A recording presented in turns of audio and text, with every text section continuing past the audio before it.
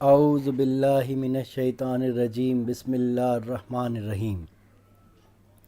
आज के बयान में हम ये जानने की कोशिश करेंगे कि एक इंसान जब नींद में चला जाता है यानी जब सोता है तो हमें कैसे पता चले कि वो इंसान सो रहा है यानी गहरी नींद में है या ख्वाब देख रहा है। तो आज के बयान में हम ये जानने की कोशिश करेंगे। तो आज का जो साइंसी दौर इस तहकीक पर पहुंच चुका है कि नींद के अलग अलग स्टेजेस होते हैं यानी लेयर्स होते हैं, जिसको दो अहम हिस्सों में तकसीम किया गया है यानी डिवाइड किया गया है। तो एक तो है रैपिड आई मोमेंट और दूसरा है नॉन रैपिड आई मोमेंट। तो जब आप non rapid eye moment mode में होते हैं तो आपके साथ नींद में क्या होता है, इसका पता साइंसदानों ने इलेक्ट्रोएन्सेफेलोग्राम के ज़रिए पता किया, जिसको 3 स्टेजेस में डिवाइड किया गया है। यानी नॉन रैपिड आई मोमेंट के 3 हिस्से हैं यानी 3 लेयर्स है। तो पहला स्टेज क्या है, तो इस स्टेज में आपकी जो आंखें यानी बंद होती है, लेकिन इसमें लोगों को जगाना आसान है क्योंकि अभी वो एक्सटर्नल वर्ल्ड से डिस्कनेक्ट नहीं हुआ है, यानी उसको कहीं ना कहीं उसके दिमाग को सिग्नल जा रहा है, जबकि गोया कि आंख बंद है लेकिन वो दिमागी तौर पर एक्सटर्नल वर्ल्ड से कनेक्ट है। अभी वो डिस्कनेक्शन हुआ नहीं है क्योंकि इस स्टेज में आपका दिमाग थीटा वेव्स को पैदा करता है, जिसको हम थीटा रिदम भी कहते हैं, जो कि दिमाग की कम फ्रीक्वेंसी वाली लहर है। तो नींद का इस स्टेज में सिर्फ 5 से 15 मिनट का दौर होता है। उसके बाद वो दूसरे स्टेज में चले जाते हैं यानी पहुंच जाता है, यानी दूसरे लेयर में पहुंच जाता है। तो दूसरा स्टेज क्या है, तो इस स्टेज में आप हल्की नींद में होते हैं। आपके दिल की धड़कन क्या होती है, स्लो होने लगती है और आपके जिस्म का दर्जा हरारत टेम्परेचर कम होने लगता है, यानी आपका जिस्म इस वक्त गहरी नींद की तरफ यानी गहरी नींद के फेज़ में जाने के लिए तैयार है अब।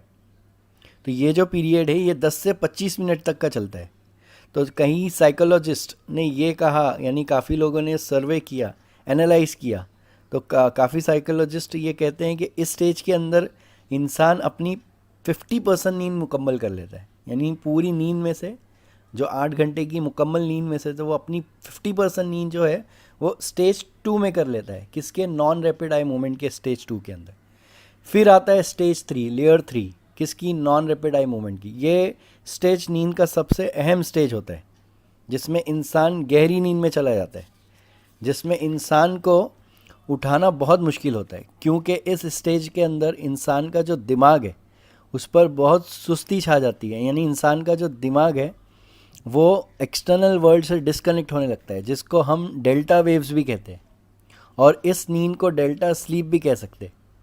इस स्टेज के अंदर इंसान के मसल्स एकदम नॉर्मल हो जाते हैं, रिलैक्स हो जाते हैं, और ब्लड प्रेशर और जो ब्रीथिंग होती है वो कम हो जाती है यानी नॉर्मल हो जाती है, जिसकी वजह से इंसान डीप स्लीप में चला जाता है।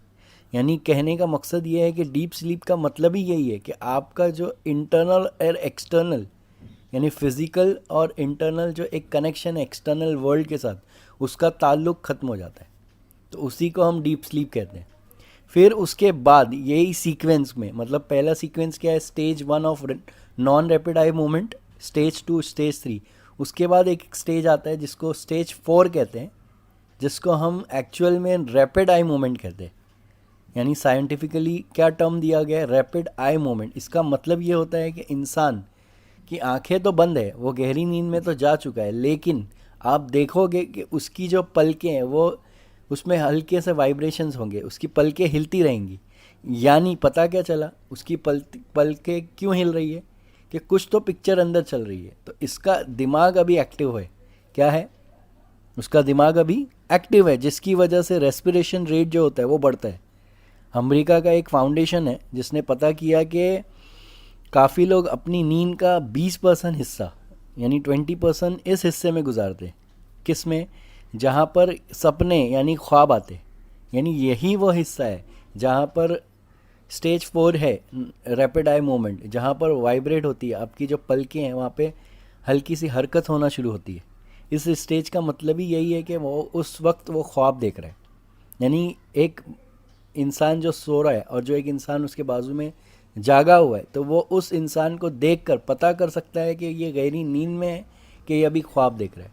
अगर उसकी पलकें हिल रही है, तो इससे पता चलता है कि अभी ये इंसान ख्वाब देख रहा है। और अगर पलकों में कोई वाइब्रेशंस नहीं, उसकी बॉडी एकदम रिलैक्स है और कोई मूवमेंट नहीं है बॉडी के अंदर, पलकों के अंदर, तो इससे पता चलता है कि वो स्टेज 3 के अंदर है, नॉन रैपिड आई मूवमेंट के स्टेज 3 में है, जहाँ पर डीप स्लीप होती है। तो पता ये चला कि गहरी नींद के जो इस हिस्से में ख्वाब आने की सबसे बड़ी वजह क्या बनी? तो ये वजह क्या है कि इंसान की जो दिमाग की लहर है वो तेज़ हो जाती है। यानी ख्वाब का ताल्लुक कहीं ना कहीं दिमाग से भी है।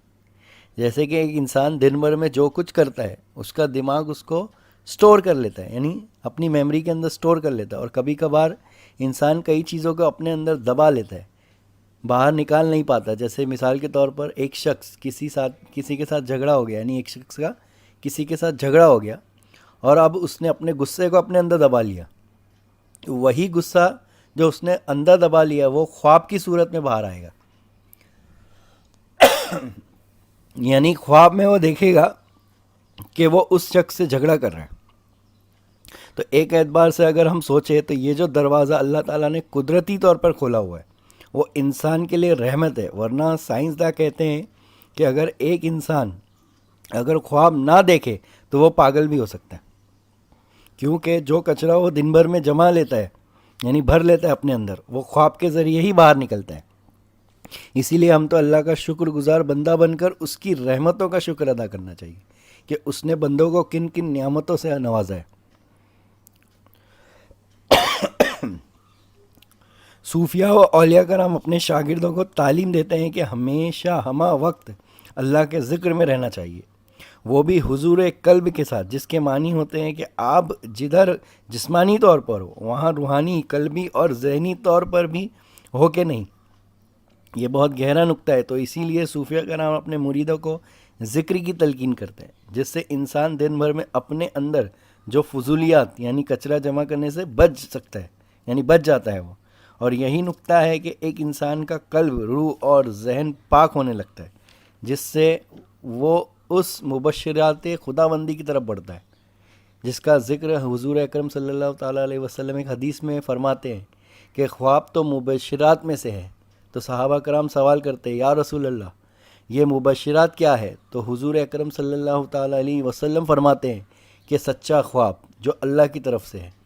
तो इस बयान में हमने ये भी नुक्ता साहिब फ़िक्र के लिए दे दिया कि वो फजूल ख्वाब से कैसे बचे, यानी बुरे ख्वाब से कैसे बचे, और उनको अच्छे ख्वाब में मुस्तकबिल की जो अच्छे खबरी है, यानी उसके ख्वाब के एक मानी यही होता है ना कि जिसमें इल्हाम होता है मुस्तकबिल का। तो मुस्तकबिल के लिए जो अच्छी खबरें हैं उसका इल्हाम कैसे हो।